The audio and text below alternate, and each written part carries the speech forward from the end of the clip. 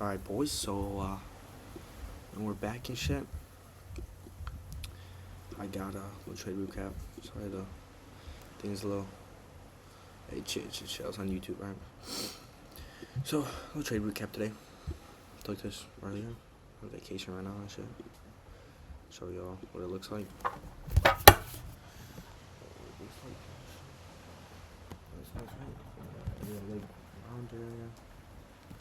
There.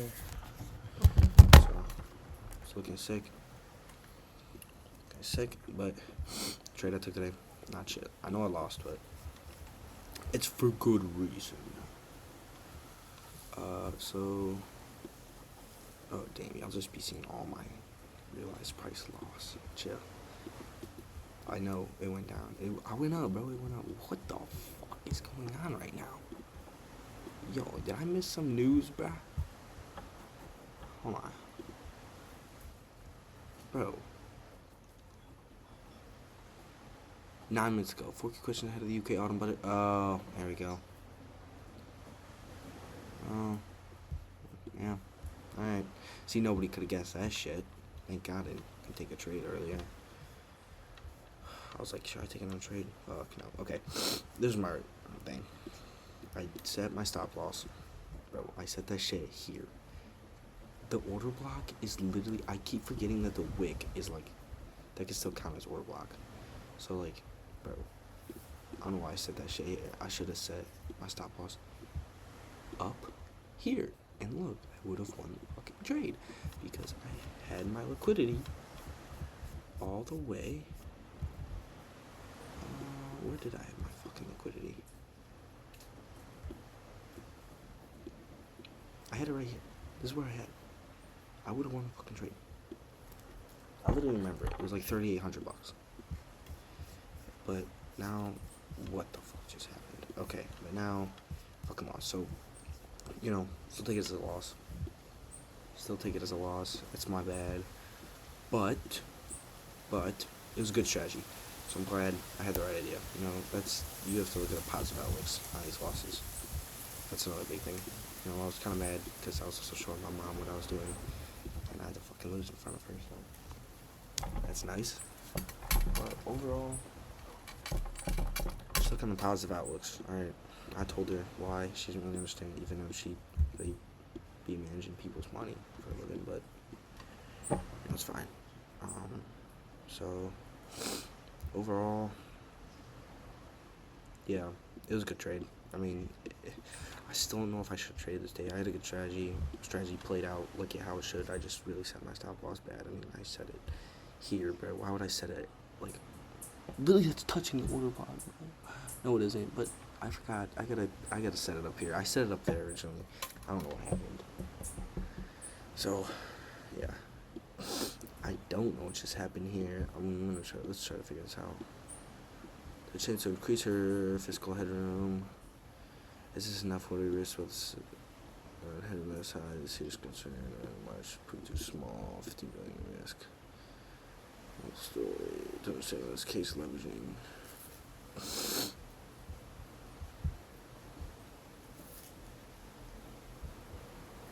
Yeah.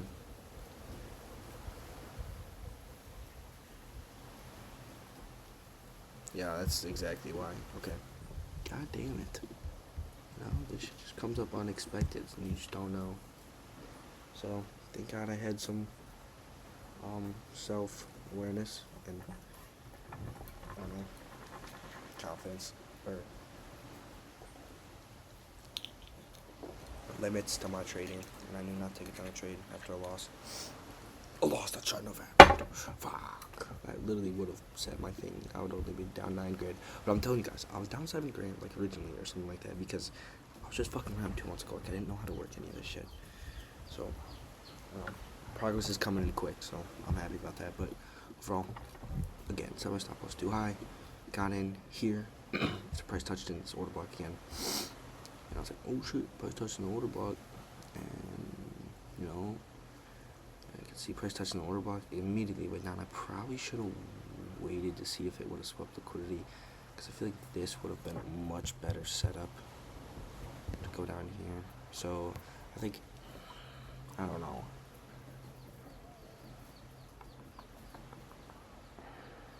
I don't know if I should, like, I don't know if I should wait for price to break structure before going in after it reverts to an order block. I don't know about that yet. I'm still working on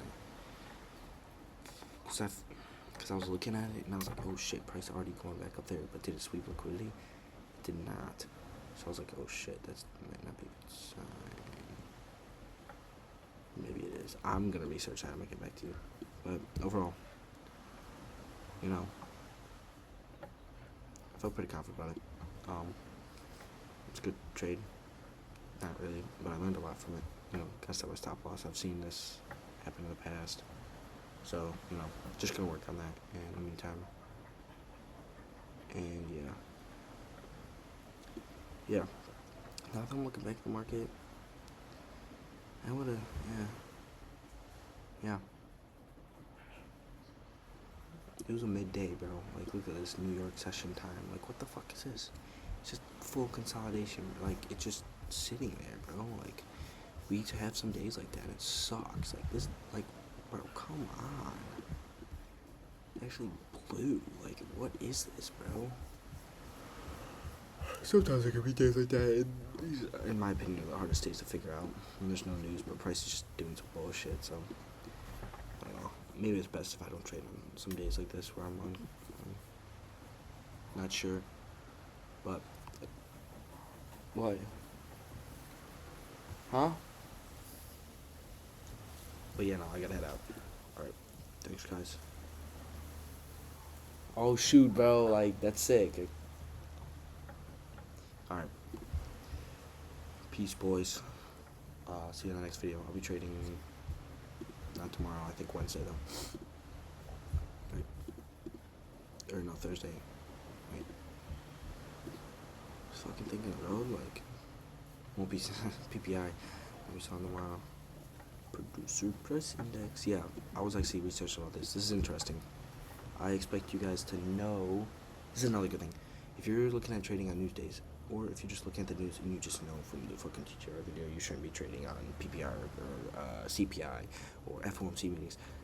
You guys actually gotta know what that like actually is. Like, like PPI and core PPI. Like, you gotta know the difference between them. CPI, same consumer price index. You guys should know the difference. So, you know, like, let's go in here. What the fuck? What does that mean? Did I click it or? Alright, okay, here we go. Yeah, here we go. Core PPI. Okay, like I said, producer price index. There you go. It doesn't have any food energy, that's the difference. Core PPI doesn't have food energy. PPI has food and energy. Same as CPI. So this is the producer price index. This could change rates because, you know, when you're looking at GBP to USD, if the core PPI is greater than expected for forecast for currency, so it's greater for currency. So if the prices are greater and it's more expected, you can see GPD for USD to go down because the prices are going to be lower, or they're going to be higher for, you know, people to buy overseas. So the pound of the dollar is going to be, you know, slow down. But if you see USD to GPD, you can do that, but it's hard to, you know, predict that. You have to look at all the analytics and stuff like that. So, you know, I'm not going to get too deep into it, but you guys should look at it. So that's my one tip for the day. Homework is do that, and I'm going to do some order block training and relook at my strategy to make sure that this does not happen again. Peace.